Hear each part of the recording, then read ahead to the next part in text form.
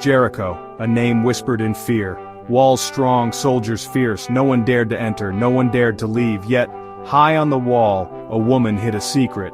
Her name, Rahab. Rahab wasn't like the others. She believed in a different story, a story of a God who could move mountains, a God who was coming to Jericho. And she knew something no one else did. God was about to rewrite history.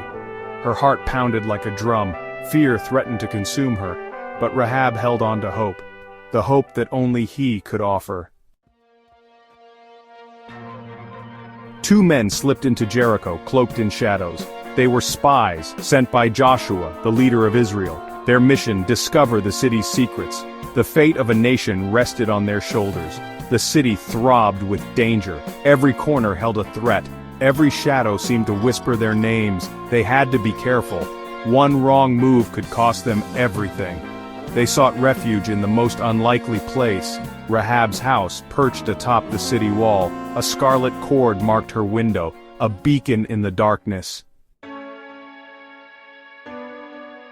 Rahab wasn't a hero, at least not in the eyes of Jericho. She carried a past, a weight on her shoulders.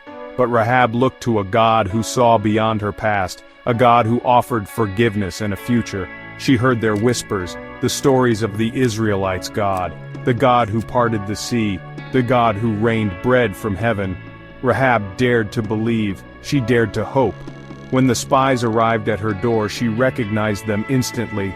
This was her chance, a chance to choose faith over fear, a chance to be part of God's story. A sharp rap on the door. Rahab's breath caught in her throat. Jericho's soldiers were searching for the spies. The room crackled with tension. Rahab thought quickly.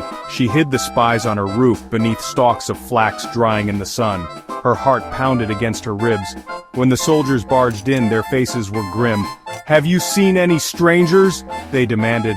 Rahab looked at them, her face a mask of innocence. "Strangers?" she echoed.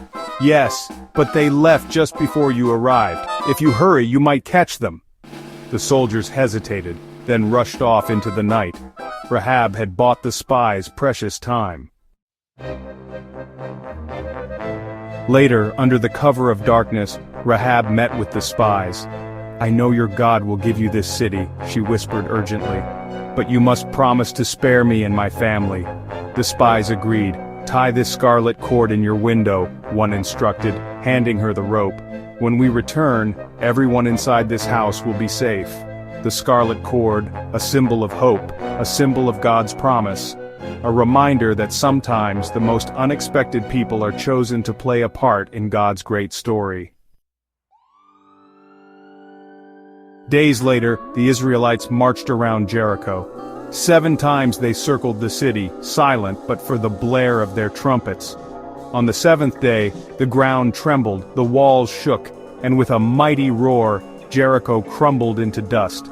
But amidst the destruction, one house remained standing, Rahab's house. The scarlet cord fluttered in the wind, a testament to God's faithfulness. Rahab and her family were safe. From that day forward, Rahab was no longer known for her past. She was known for her faith, for her courage, for her part in God's amazing rescue plan. Rahab, the woman from Jericho, became Rahab, the woman of God. She left her old life behind and joined the Israelites. She even married Salmon, one of their leaders. And do you know what else? Rahab and Salmon had a son named Boaz, and Boaz became the great-grandfather of King David. And King David, he was the ancestor of Jesus, the one who came to save the whole world. Rahab's story reminds us that no matter who we are, no matter what we've done, God can use us for something amazing. He sees past our mistakes. He sees the hero waiting to be born. All we have to do is say yes.